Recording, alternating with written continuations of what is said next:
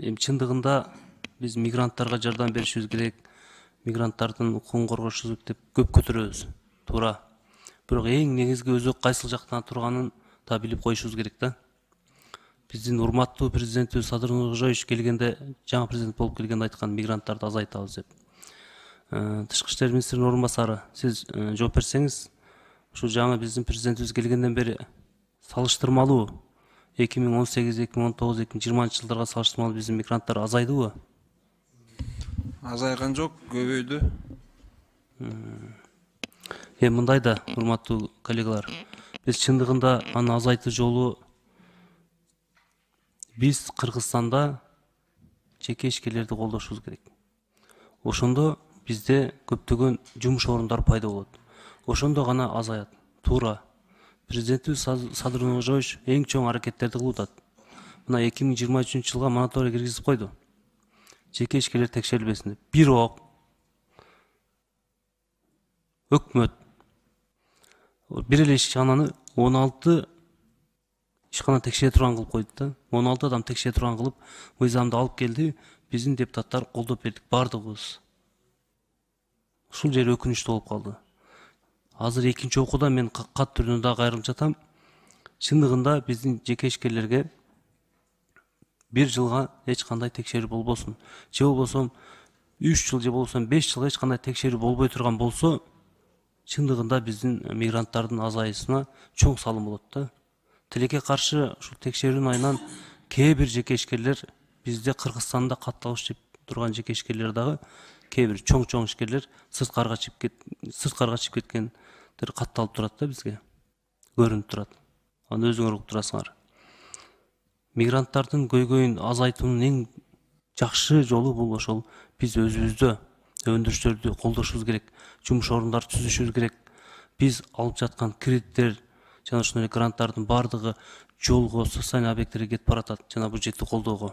Мен айтып кетет элем, ошонун чындыгында өндүрүшкө ала турган болсок, биринчиден орду болот эле, кайрадан кайтарым болот эле.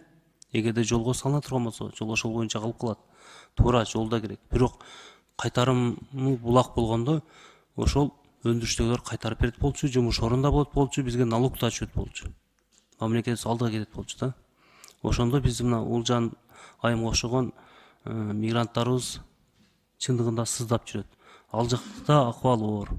Мен дагы мигрант болгом. Кээ бир мигранттар чындыгында өтө оор акыбалы. Биздин мигранттарыбыз квартирада жашап, же бир чогуу жашап, иштеп жүргөн болсо, мен квартирада жашабай жүргөн мигрант болгом.